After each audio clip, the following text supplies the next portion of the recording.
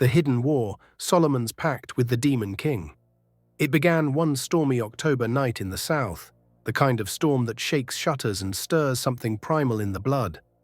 The power went out. Alone in an old, creaking house, I lit a candle and reached for a book, the Babylonian Talmud, Tractat Berachot, page 6a.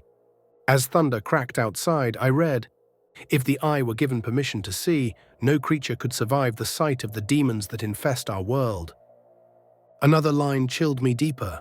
1,000 demons to our left, 10,000 to our right. They are everywhere.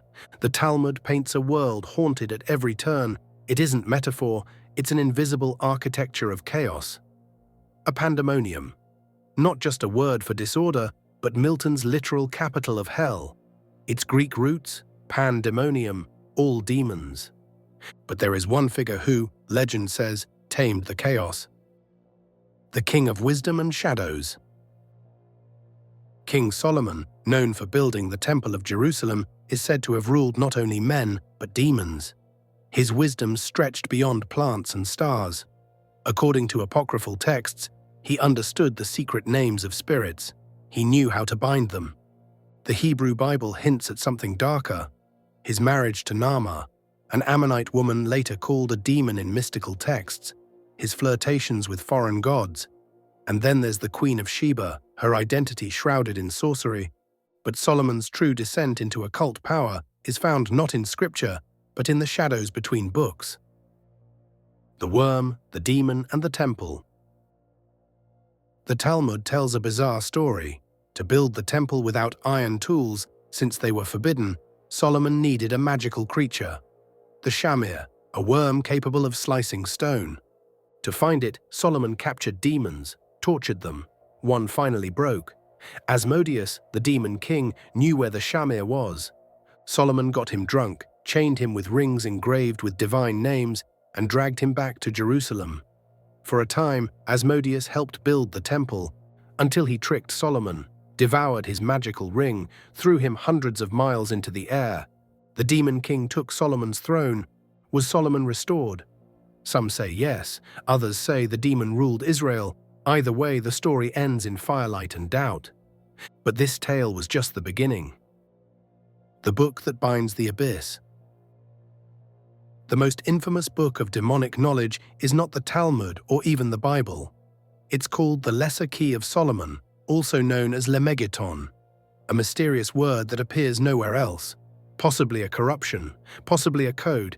It's an anthology of black magic composed in 17th century England. A manual of conjuring demons, complete with their names, symbols, and the rites to bind them. It begins with the Ars Goetia, a catalogue of 72 demons. Some are famous: Asmodeus, Astaroth, Baal. Others are obscure and terrifying. Each has a sigil, each has powers, each has weaknesses. Want to learn ethics from a demon? Demon number 31, for us, is your guide. But this book isn't a fantasy, it's a survival manual for those who walk too close to the edge of the abyss. Echoes in the shadows. From the Jewish Sefer Harazim to the Greek magical papyri to Islamic scholars and even the tales of 1001 Nights, Solomon's control over demons echoes across cultures. By the Middle Ages, his name appears in forbidden books. Necromantic grimoires, magical circles, swords, incantations, seals, even lion-skin robes. In Renaissance Europe, the Ars Notoria invoked angels for knowledge. The Ars Paulina mapped spirits to stars. The Almadel used wax and incense to summon entities from distant heavens. All under the banner of Solomon. And yet, for all his knowledge, Solomon's story always ends the same. He succumbs to temptation. He turns from wisdom to desire. He loses himself, a Faustian king before Faust ever lived. But here's the question no one wants to ask out loud. If Solomon failed, if he lost everything, then what hope do we have when we play with the same forces? Because the demons never went away. They've just been waiting for someone to say the right name.